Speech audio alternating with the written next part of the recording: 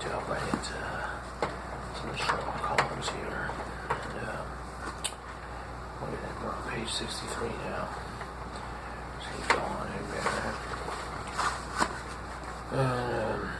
So down in here it says, let's start this up here. It says, we see Powell again presently, said Jones. He's quicker at climbing down holes than I am. Just hold on a while. I'll fix the debris. The derbies, I mean. I beg that you not touch me with your filthy hands, remarked our prisoner, as the handcuffs clattered upon his wrists. You may not be aware that I have royal blood in my veins. I have the goodness also, when you address me always to say sir, and please. All right, said Jones with a snigger.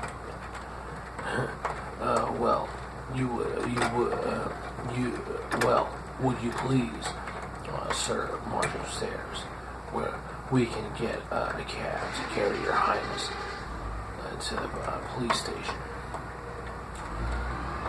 That is better, said John Clay serenely.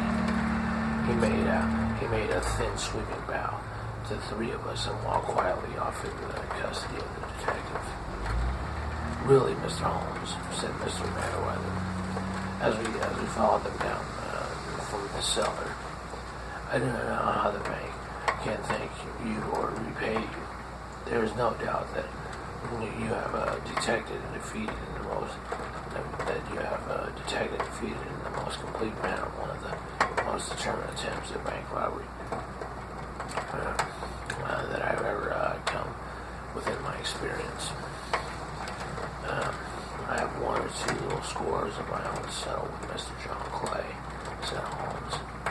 I've been at some small expense over this matter, which I shall expect the bank to refund. But beyond that, I am amply repaid by having had an experience which is in many ways unique, and by hearing the very remarkable narrative of the Red-Headed League.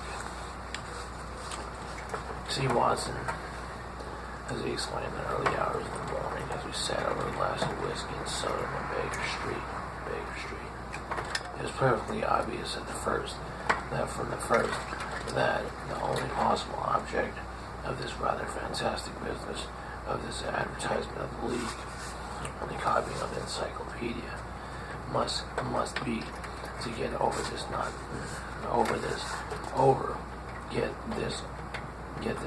over bright pawnbroker out of the way for a number of hours every day. It was a curious way of managing it, but really it would be difficult to suggest a better. The method was no doubt suggested to Clay's ingenious mind by the career of his accomplice's hair. The £4 a week was a lure which must draw him, or what was not to them, who were playing for thousands. They put in their advertisement. One rogue had a temporary office, another rogue incites the man to apply for it. And together they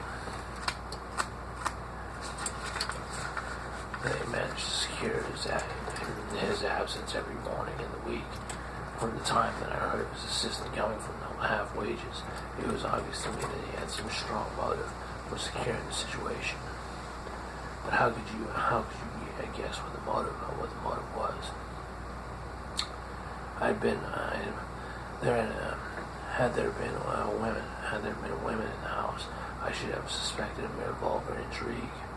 That, however, was out of the question. The man's business was a small one, and there was nothing in the house which could account for the elaborate preparations in such an expenditure as they were at. It must be then be something out of the house. What could it be? I thought of the assistant's fondness of the photography and the trick of vanishing into the cellar. was the end of his tangled clue. I then made inquiries as to this man's mysterious assistant, and found that they had a deal. And I found that I had to deal with one of the coolest and most daring criminals in London. He was doing something in the cellar, something which took many hours a day for months on end. And it says, what could it be? Once more, I could not think of nothing.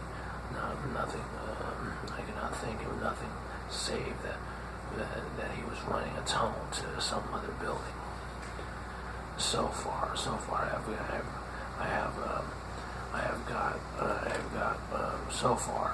I had got when business went to visit and seen him in action.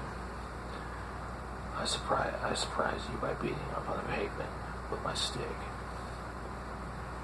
Just pause right there. It's almost end of the chapter. That's page 64.